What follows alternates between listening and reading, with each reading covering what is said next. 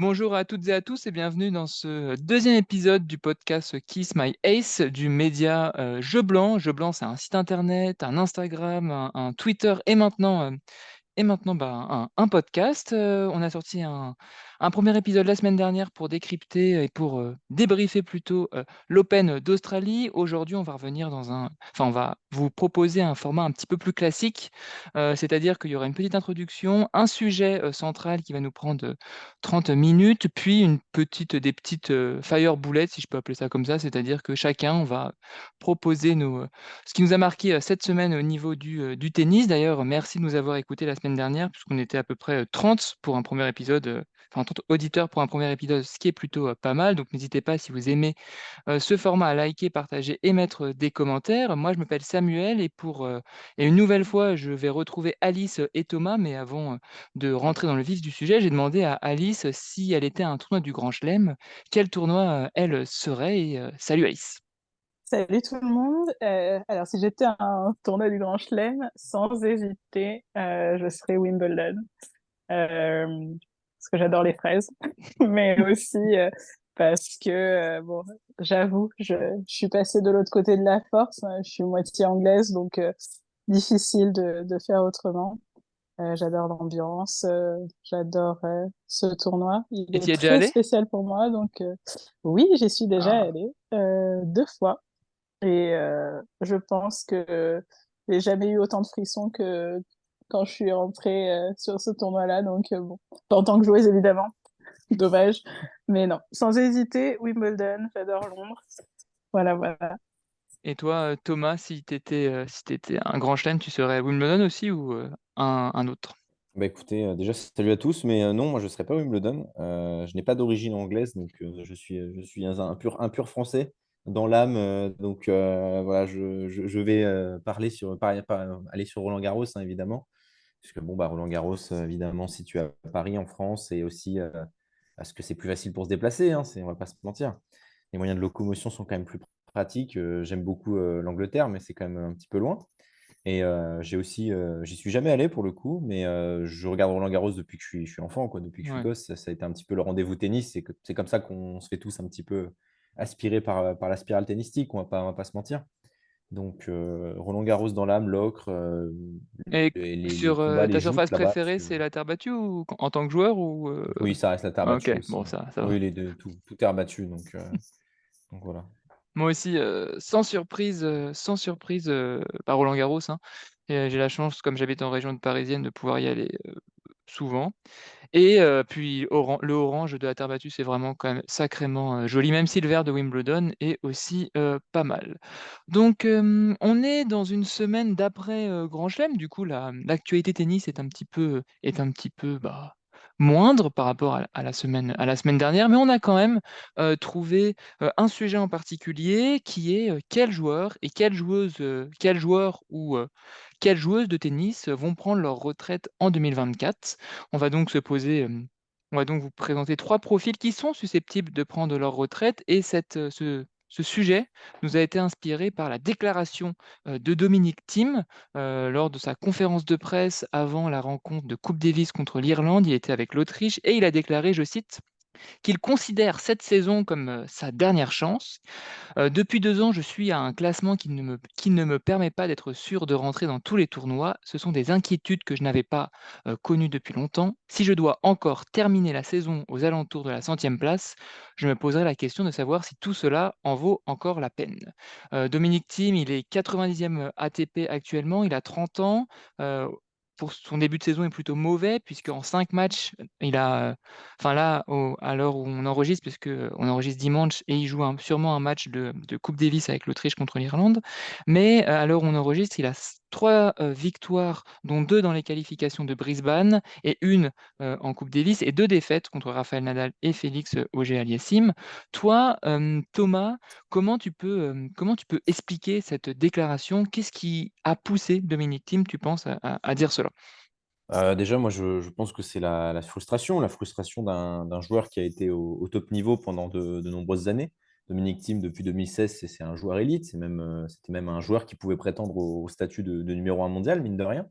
Donc, dans l'ère, ouais, même si c'était l'ère vieillissante, Djokovic, Nadal, il a quand même affronter le Big Three dans son intégralité. Il les a battus et pour toutes les dernières confrontations, il était plutôt en positif face à eux. Donc, c'est un joueur qu'on croyait, que beaucoup de gens, y compris moi, croyaient qu'il allait enfin aller accéder à la marche suprême. Et finalement, à partir de 2021, ça a été une lente descente aux enfers pour lui et qui continue malheureusement parce que c'est sûr qu'un joueur de son calibre, on espère le voir plus haut que 90e ATP. Donc, voilà. Toi, Alice, comment tu vois cette déclaration? Est-ce que c'est quelque chose qui, c'est un moment de frustration, c'est-à-dire qui fait éclater un peu sa haine, ou alors c'est quelque chose qu'il a mûrement réfléchi et tu penses que ça peut avoir vraiment un impact sur le futur de la carrière de Dominic Thiem? Je pense que c'est une déclaration qui est lucide aussi hein, sur ses résultats actuels, lucide sur le, l'état du tennis masculin actuellement, enfin, sur le circuit ATP et aussi Challenger. Il se rend compte qu'effectivement, il a plus les mêmes moyens qu'avant. Et voilà, je pense que ça peut avoir un impact sur le reste de sa carrière. Après, on a aussi vu des joueurs qui enfin, qui font ces déclarations-là, se les font peut-être aussi pour eux-mêmes, pour essayer peut-être de se mettre au pied du mur et se rendre compte que voilà, bon, bah, c'est l'année de la dernière chance. Est-ce que je mets pas tout sur cette année? Et puis parfois, voilà, c'est quelque chose qui les galvanise. Je sais pas s'il fait. Alors voilà, moi la question que je me pose, c'est est-ce que c'est une déclaration qu'il fait publiquement, certes, mais est-ce qu'il l'a fait pour lui ou est-ce que voilà, c'est sa manière d'annoncer au, au circuit, d'annoncer sa retraite? Je crois que bon, les prochains mois vont être décisifs et il faut attendre aussi de voir ce qu'il est capable de faire dans les prochaines semaines. Après, est-ce que ça sera sa dernière saison? J'en suis pas entièrement certaine, honnêtement. Ouais, Je crois que c'est ça, plus un petit coup de pression qui se met. ouais. En fait, moi, ce que je trouve, flagrant, c'est que pour un joueur qui est monté aussi haut, en 2019 et en 2020, sa blessure, ça a vraiment détruit un peu, le joueur qu'était, Dominic Thiem, tennistiquement. C'est-à-dire que s'il a plus autant la même puissance pour faire un coup gagnant avec son coup droit maintenant, c'est encore plus dur et puis en 2019, quand il gagne l'US Open, il arrive quand même à il y a pas beaucoup de joueurs qui ont réussi, dans l'ère du Big Three à gagner un grand chelem et je pense que cet accomplissement l'a un peu en fait, détruit. Ça a dû être, vraiment dur et je pense que ouais, maintenant il a vraiment du mal à à ne plus retrouver, à ne plus retrouver, son niveau, d'avant.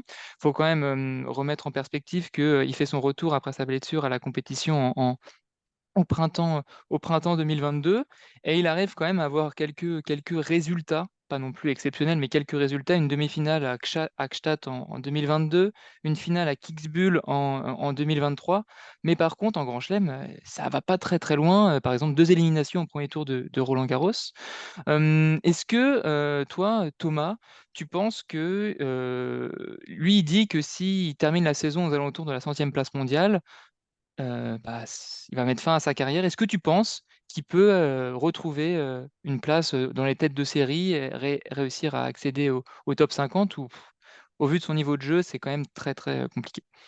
Ben, en théorie, tout est possible. Ça reste un joueur qui a connu voilà, un formidable succès. Donc, c'est un joueur qui sait comment fonctionne le top niveau. C'est un joueur voilà, qui est travailleur. Ça a toujours été quelqu'un qui travaillait avec acharnement.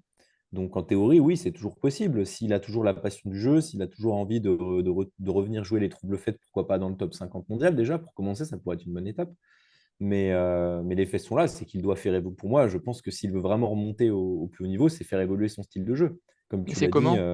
Qu'est-ce qu'il bah, doit faire évoluer? son style de jeu, déjà, c'est qu'il basait tout sur la puissance, sur l'asphyxie de ses adversaires, avec des coups droits puissants, avec des revers puissants, pour enfoncer l'adversaire derrière sa ligne.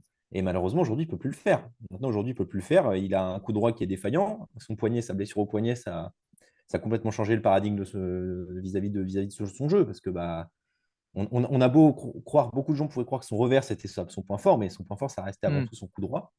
Et actuellement, Dominic Thiem, bah, s'il veut vraiment pouvoir se réinventer, c'est faire évoluer son jeu vers l'avant, c'est arrêter d'être passif sur des coups d'attente lorsqu'il fait des cloches ou du lift en coup droit et en attendant d'essayer de faire le coup gagnant en bourrinant, entre guillemets. C'est plus possible. Il ne peut plus faire ça. Il est obligé de monter à la volée, il est obligé de forcer sa nature d'attaquant en fond de cours et aussi même retrouver de la confiance parce que ses coups droits, on voit à chaque fois en fin de match, il fait des coups droits, il y a des coups droits pénalty qu'il n'est pas censé rater et il les met à 3-4 mètres de la ligne alors que ses coups droits pénalty avant, quand il était top 10, top 20, jamais il les aurait ratés. Donc c'est aussi une question de momentum aussi, je pense. Dans Ouais. la plupart de ses matchs, c'est très serré. On a vu son match contre Roger Agassim, voilà, on a vu que c'était serré. C'est allé en 5-7, il n'était pas loin de gagner. Et ça aurait pu être une victoire référence, mais voilà, ça a coincé sur des micro-détails, en partie dû à son poignet, son manque de confiance, et voilà, le fait qu'il doit aussi changer sa nature.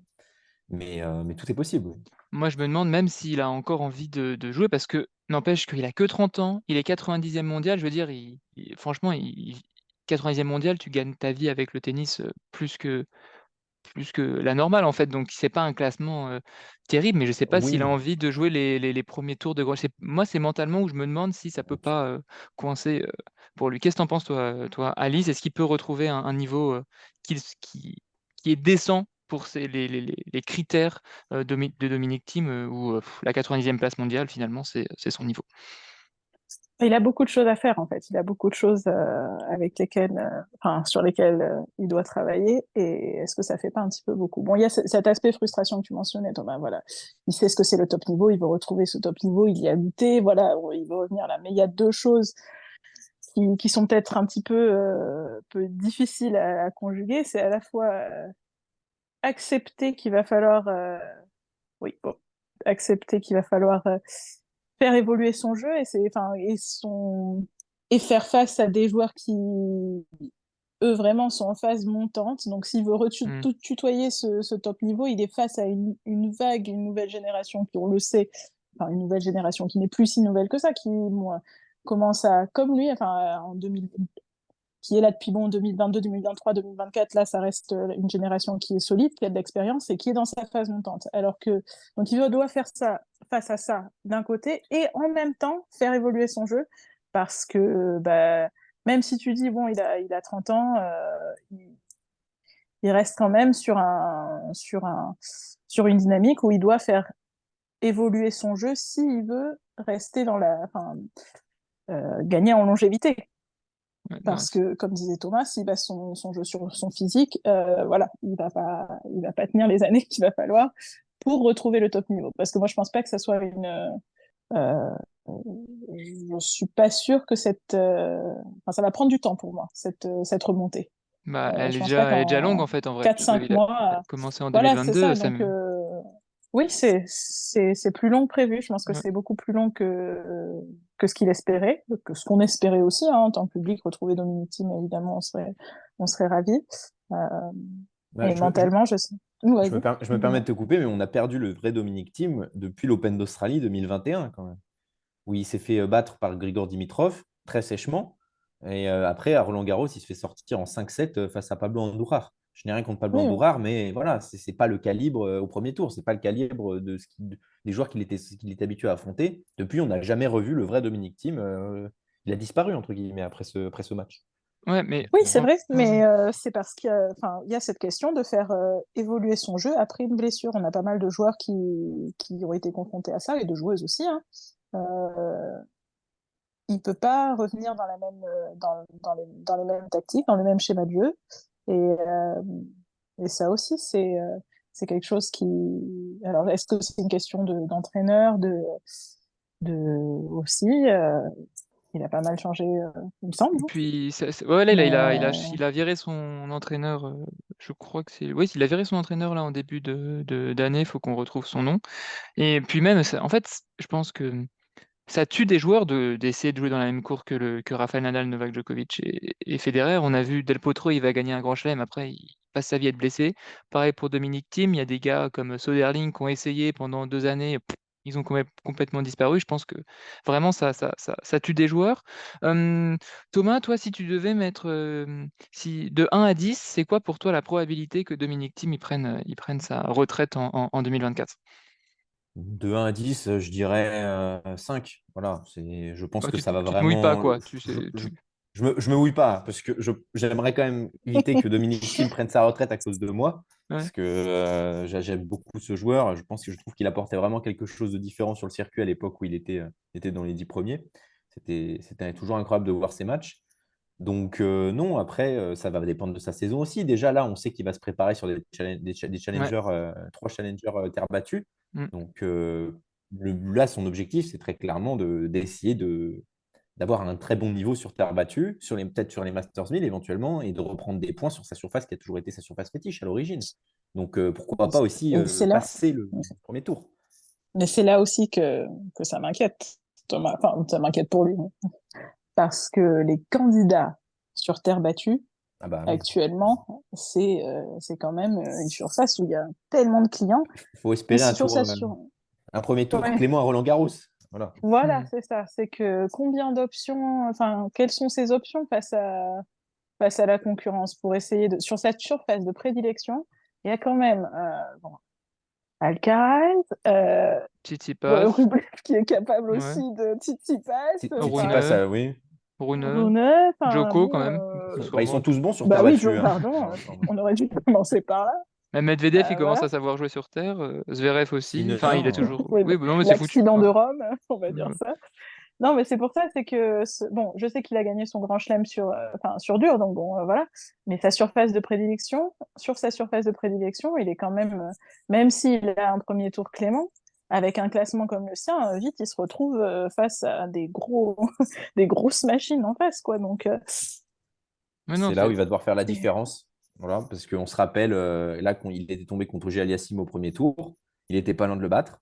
S'il le bat, ça change peut-être complètement la donne derrière. Ah oui, On ne sait c'est pas. sûr. oui, Donc, oui, oui, oui. Toi, Alice, c'est voilà. quoi ta. On lui souhaite de retomber sur Félix Auger-Aliassime, surtout en ce moment-là, je crois qu'il est prenable. Peut-être, ouais. Mais je ne dirai rien, pardon, pardon. Pardon. Et toi, Alice, Mais c'est quoi ta note alors de 1 à 10? Team à la retraite ou allez, il rempile pour une année? j'ai du mal à envisager cette année 2024 avec le nombre de retraités potentiels qu'on a. Je préfère ne pas y penser parce que c'est douloureux. Donc j'espère que il va nous laisser se remettre un petit peu et attendre 2025. Je vais être un peu chafouine en disant que je pense que son ego ne peut pas se permettre de prendre sa retraite en 2024. Il va attendre quand même, qu'il va se donner encore une petite chance. Allez, Ouais, je suis je lui d'accord souhaite quand avec même. toi sur ta première théorie de cette déclaration, c'est un peu pour lui-même, c'est un peu pour se mettre la pression tout seul. Donc moi aussi, je pense que Tim, il va continuer, hein, il va continuer à faire cette année. Enfin, il va continuer en 2025 et du coup, je vois plus un. Allez, 2. J'y mettrai une note. Je mettrai 2 plutôt.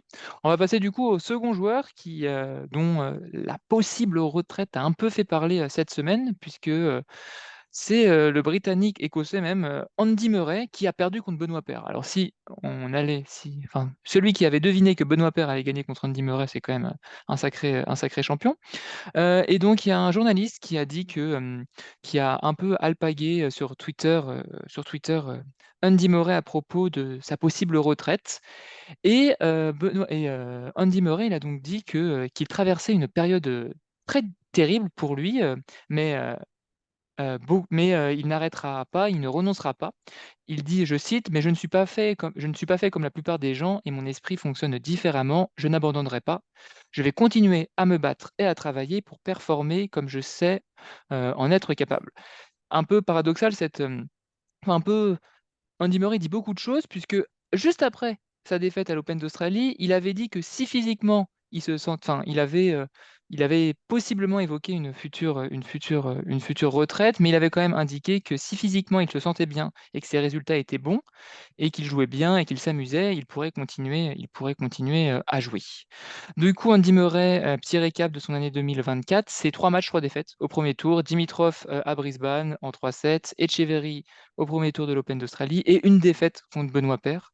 Moi, ça m'inquiète un peu de perdre contre Benoît Paire. Actuellement, il est 49e joueur mondial et il a 36 ans. Est-ce que pour vous, est-ce que pour toi, par exemple, allez, Thomas, cette fin de carrière, enfin ces dernières saisons d'Andy Murray ne ternissent pas un petit peu son image de joueur qui a dominé pendant l'année 2016 les joueurs du Big Three. Qu'est-ce que tu en penses? Alors, je pense que c'est paradoxal parce que d'un côté, oui, je pense que ça ternit son image. C'est quand même un membre du Big Four. Avant, on ne disait pas Big Three, on disait Big Four. Pendant longtemps, tout le monde disait Big Four. Parce qu'Andy Murray, c'est quand même c'est numéro un mondial, 2 fois la médaille d'or, peut-être 14 Masters 1000.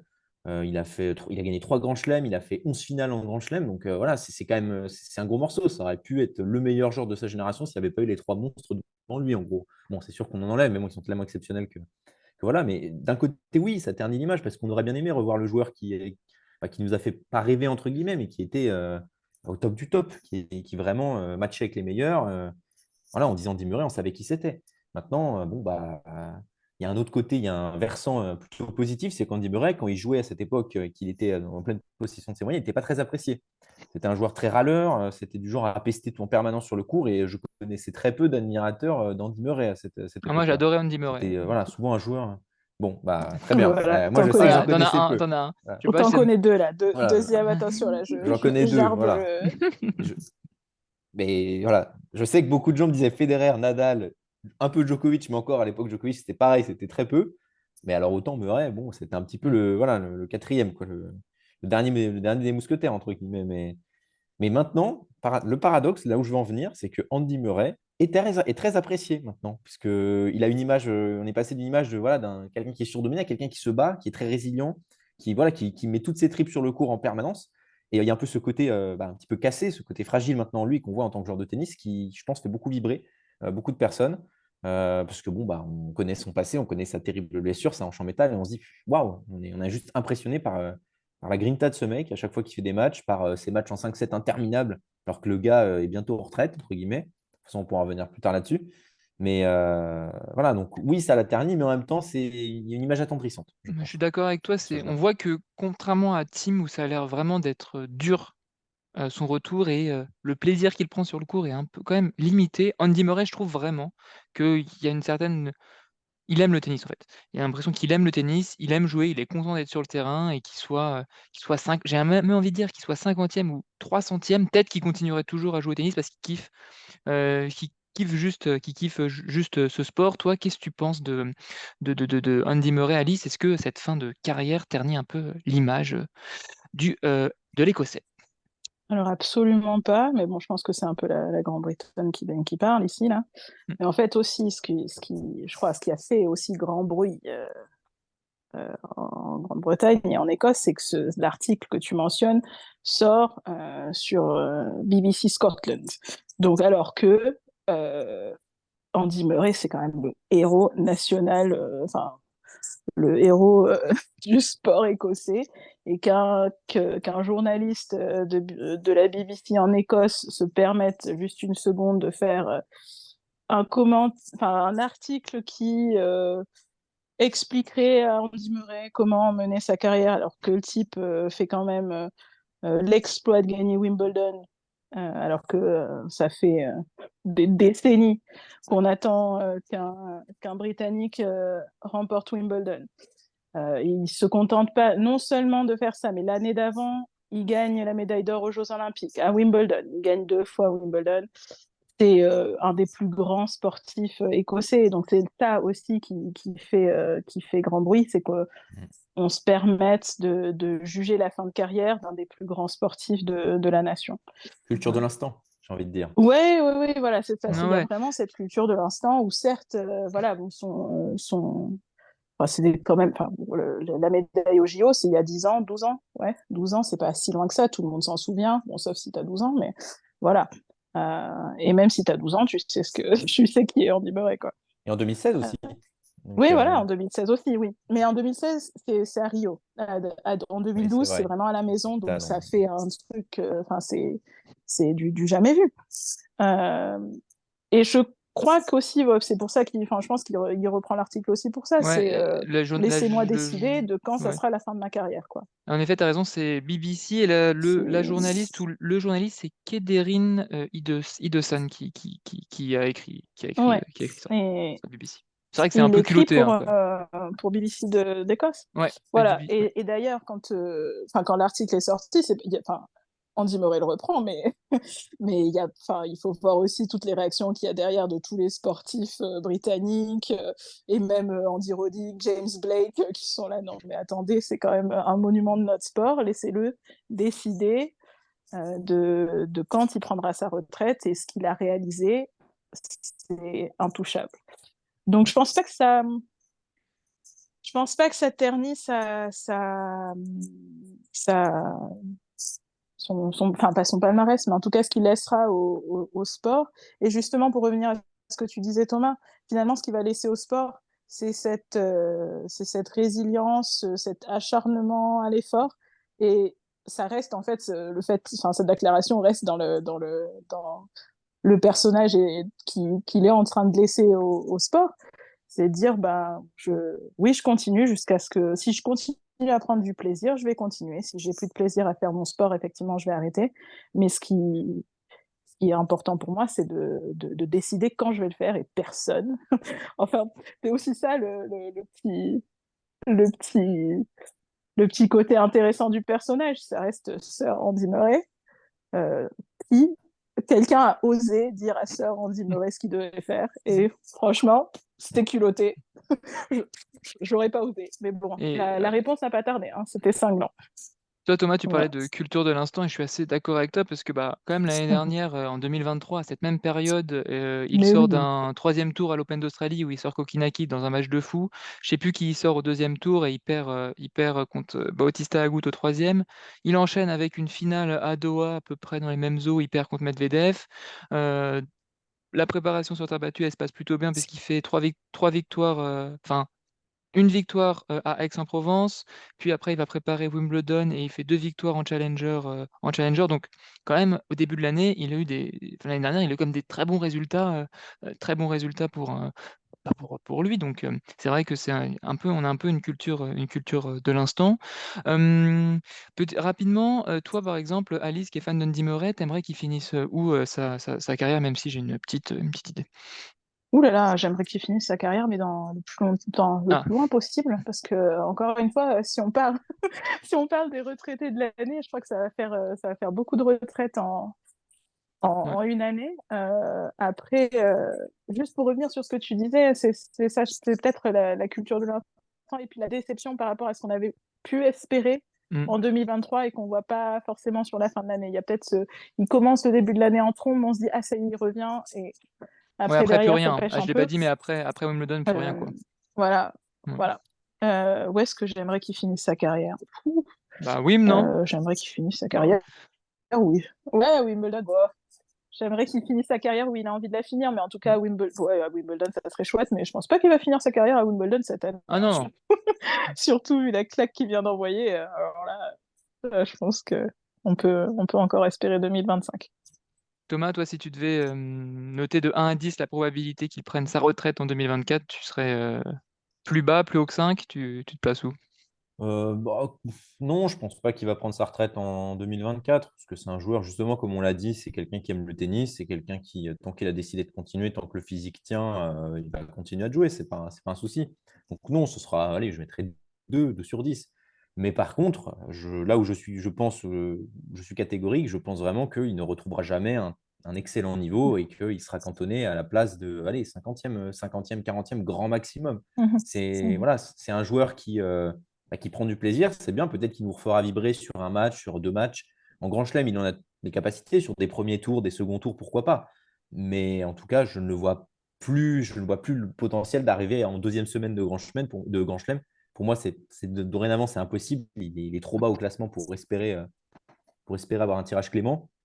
Et voilà, qui prennent du plaisir, qui en profitent, qui continuent de nous faire rêver sur sa fin de carrière, qui produisent des matchs voilà, à enjeu. Mais voilà, faut pas se voiler la face. Andy Murray au plus haut niveau, c'est terminé. Oui. Enfin, plus haut niveau. Nous sommes Il est quand même le top 4 50, quoi. février. Oui, mais au plus haut Ouais. Oui, niveau pour les standards d'Andy Murray. oui, C'est voilà. ça que je veux dire. Ouais. Nous Andy sommes le Murray, 4 au moins quart février. de finale. Voilà. Je te le ressors, hein, en juillet.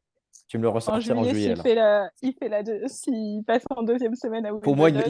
il ne fera aucune seconde semaine en 2024. Je ne pense pas, Oh c'est pas là là possible là pour moi. là. Là, oh là là là là. Bon, mais note-le, tu me le ressortiras Même à Ah, c'est Wim, noté, t'inquiète. même même à à Roland Wim. Garros, hein.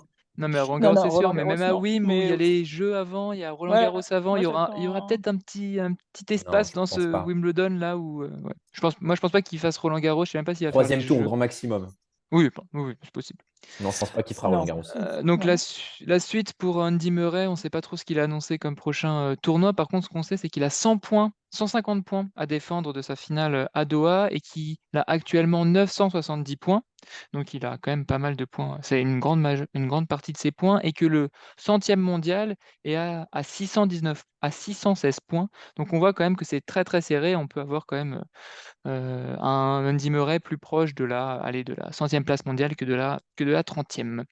On va passer maintenant à un Français, à Richard Gasquet, qui est sorti du top 100 alors qu'il y était depuis 900 et je ne sais plus combien de semaines. Il est sorti avant cette semaine, je crois, à l'Open, à Auckland, je crois, je sais plus, mais bon. En janvier, il est sorti. Richard Gasquet, ça a l'air compliqué pour lui et je pense que la question de la retraite se pose de plus en plus. Après sa sortie à Bercy contre Tommy Paul en 2023, il déclare qu'il aimerait bien finir à Bercy ou à Roland l'année prochaine ou dans les 18 mois. Il ne sait pas, c'est ce qu'il déclarait. Après son élimination au premier tour contre Carlos Alcaraz à l'Open d'Australie cette année, il a déclaré: On verra bien comment la saison se déroule, si j'arrive à remonter un petit peu, sinon peut-être que je ne rejouerai jamais ici. Je suis venu depuis les juniors une vingtaine de fois, je n'ai pas à rougir du nombre de fois où j'ai joué ici. Ce sont des moments uniques de se retrouver là sur le court, ce qui est incroyable et c'est ce qui est incroyable et ça manquera à tout joueur de tennis. En 2024, c'est 6 matchs, Richard Gasquet, 2 victoires contre Mpetshi Perricard et Marchenko, 4 défaites contre Brouwer, fils Alcaraz et là, cette semaine, à l'Open Sud de Montpellier encore, là, contre Lamas Ruiz, il est 131e joueur mondial, il a 37 ans. Ça sent la fin, non, Thomas, là, quand même. Moi, je n'ai que deux mots à dire. Finito, Richard. Voilà. Ouais, là, ça Pas... commence. Malheureusement, voilà, c'est finito. Richard prend ta retraite pour le coup. C'est pareil. Après, s'il a la passion du tennis, le plaisir, autant qu'il continue. Mais là, on sent vraiment que c'est sur la fin. Là, il va peut-être même plus jouer il aura toujours des invitations cette année, c'est sûr. Ça reste un joueur monument en France et aussi à l'étranger. Il est quand même resté, comme on l'a dit, dans le top 100, je crois, 956 semaines, si je ne me trompe pas. Donc, c'est quand même incroyable. Il a une longévité qui est dingue. Mais au-delà de ça, Richard Gasquet, le très très haut niveau, les standards de Richard Gasquet à l'époque, oui, c'est fini depuis quand même pas mal de temps.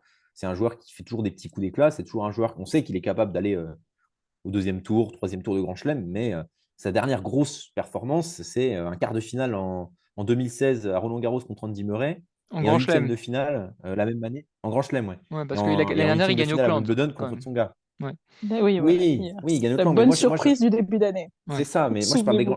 je parle des grands chelems. Genre, en termes de grands chelems, de résultats en termes de grands chelems, Ouais. c'est là où il y a le plus de points. Et c'est pour ça que Gasquet ne pourra pas De toute remonter façon, plus au-delà haut d'un que set, top 50, quoi. physiquement, au-delà d'un set, il craque, quoi. Donc déjà, Et il a plus. Physiquement, il c'est peut assez plus. clair, hein. Donc, Grand Chelem, ça commence à être compliqué.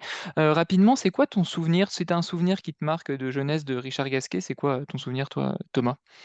Alors, j'ai jamais été un grand fan de Gasquet, très honnêtement. Hmm. J'ai toujours eu du mal à, je sais pas, à apprécier le joueur. J'ai toujours préféré des Monfils ou même des Gilles Simon.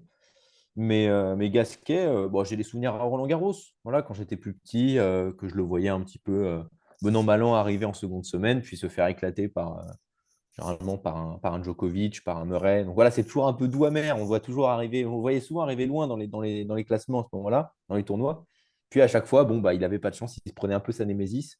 Je ne Hmm. sais plus le nombre de fois que je l'ai vu perdre contre Rafael Nadal, de Beaucoup. toute façon. Donc bon, de toute façon, c'est 17-0 contre Nadal.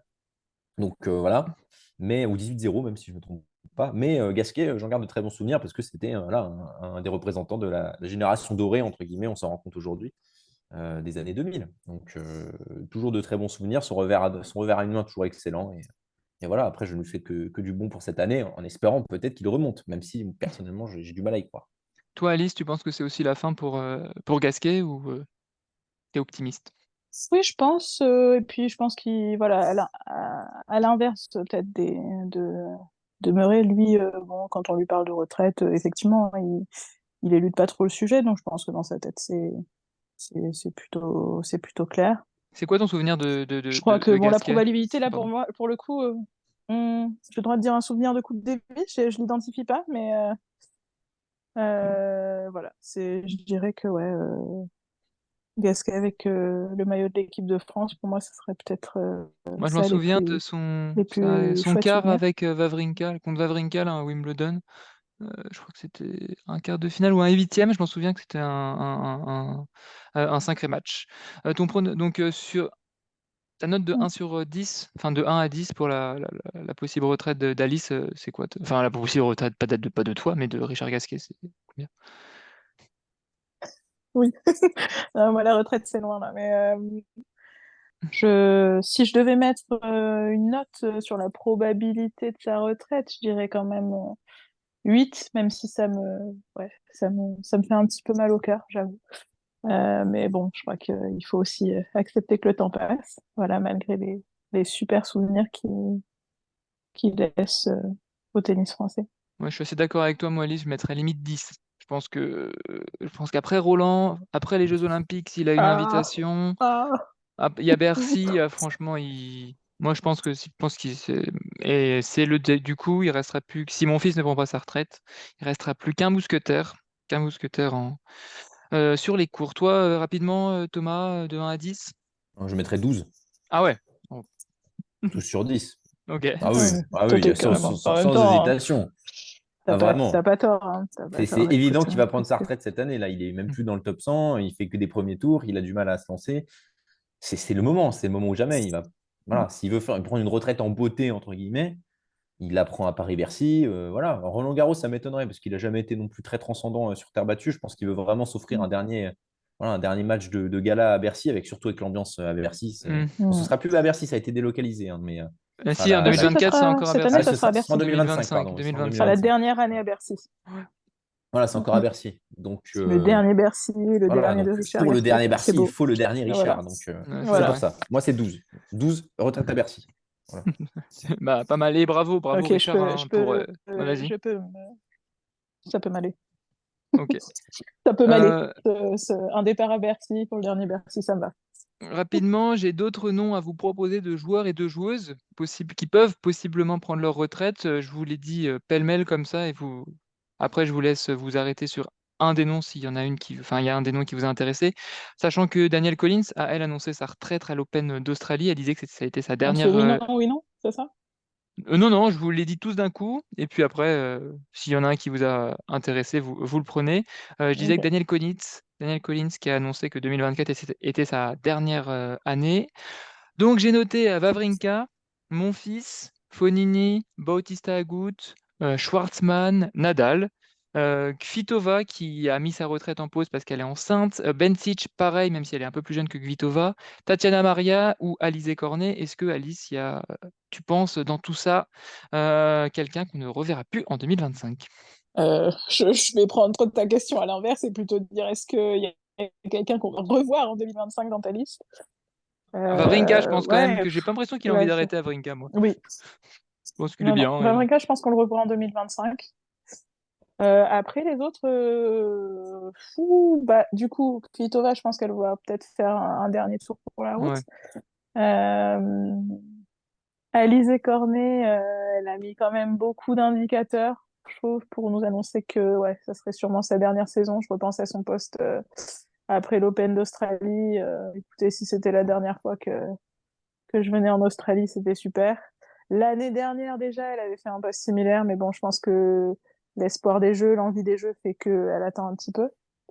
Mais ouais, les seuls que dans ta liste, les seuls que je vois repartir pour un tour en 2025, ouais, c'est Wawrinka et éventuellement Kvitova. Thomas, est-ce qu'il y a un nom sur lequel tu veux rapidement t'arrêter? Personnellement, j'aimerais bien m'arrêter sur mon fils. Parce que bon, mon fils, on n'en parle pas forcément beaucoup en ce moment parce qu'il a un peu de mal à revenir par rapport à d'habitude où vraiment généralement il est vite dans le bain. C'est quand même impressionnant sa capacité à rebondir.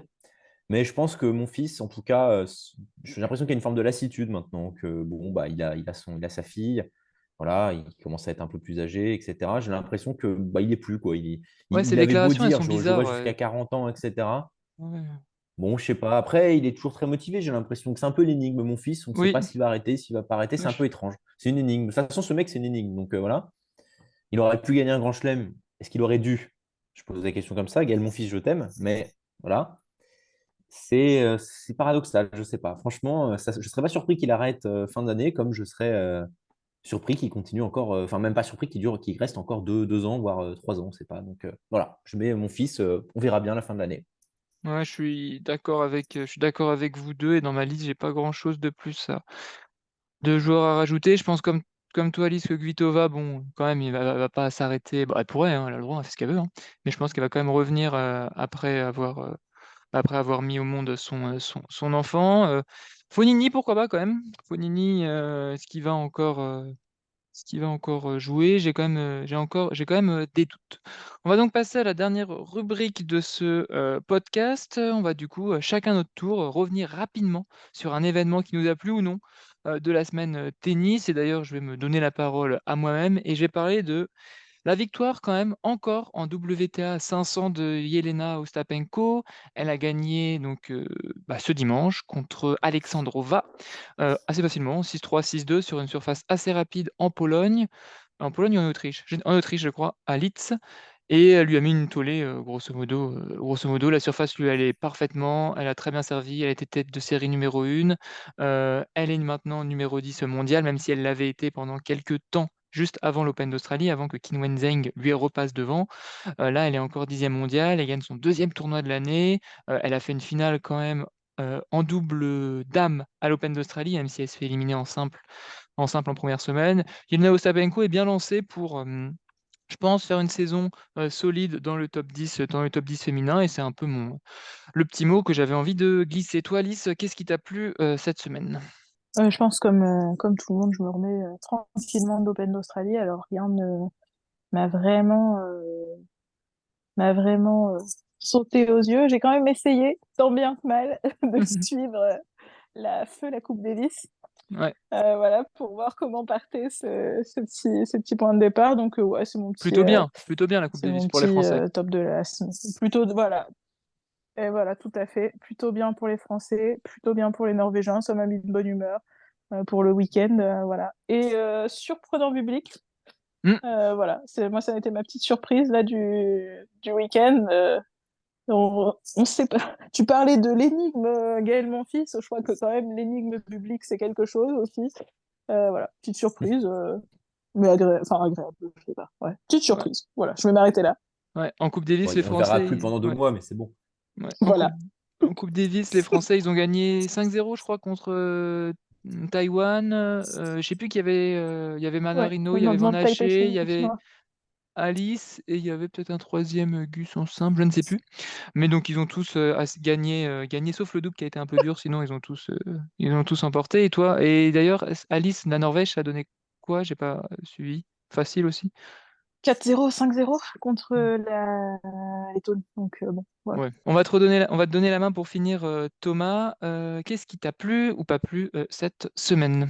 Ce qui m'a pas plu, c'est les parieurs, durant, le match de Benoît Paire à Montpellier.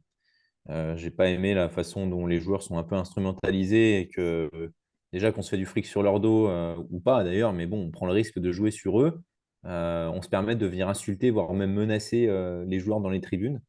Je trouve ça juste inadmissible et bah, je pense que, voilà, il devrait y avoir des sanctions qui devraient être, voilà, ça doit être considéré comme un délit parce que, bah, c'est pas normal, voilà, si tu paries, c'est pareil, tu paries à tes risques. Il y a pas à dire, tu étais pas censé insulter le joueur, même, que ce soit, physiquement ou virtuellement, hein. Il y a plein de joueurs qui se prennent des messages d'insultes en permanence, sur les réseaux, c'est pareil.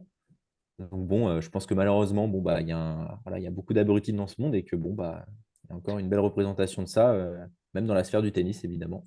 Je sais pas si j'arrive pas à jauger, la visibilité de cet événement parce qu'en fait, ça tombe sur Benoît Paire, donc on a un peu l'impression que Benoît Paire, qui s'énerve tout le temps, sa réaction, c'est un peu du Benoît Paire classique, mais c'est quand même assez grave ce qui s'est passé, qu'on l'insulte parce que Mais même qu'on le menace. On qu'on le le menace quand menace même. même, qu'on le Non, menace, c'est menace, quand oui, même oui, assez non. grave et je pense que ça n'a pas forcément été pris par tout le monde au sérieux, alors parce que c'était Benoît Paire et parce qu'on sait qui est Benoît Paire. Et aussi, je trouve que le double jeu des instances du tennis par rapport au Paris est un peu bizarre parce que on a eu là, il y a Ouais. 2 ans, un reportage de l'équipe quand même pendant Roland-Garros où je sais plus qui, Caroline Garcia, Pierre Hugerbert, Bonzi témoignaient de ce qu'ils subissaient en ligne des parieurs qui l'insultaient. Et pendant le même temps, dans le même temps, alors que toutes les instances du tennis savent ça, tu as en sponsor de l'Open Sud de France, Winamax écrit en gros. Donc tu te dis comment tu fais? Alors oui, les sites de paris L'argent. sportifs, ouais, évidemment, évidemment, l'Open Sud de France, ils ont besoin de remplir les caisses sûrement et peut-être, mais il faudrait quand même essayer de trouver quelque chose d'un peu entre les deux. Eh ben merci à vous deux, merci de Ça nous vient avoir, lui, hein. ouais, merci de nous avoir écoutés. On se dit à la semaine prochaine pour un nouveau Kiss My Ace. Allez, salut! Salut. Salut tout le monde.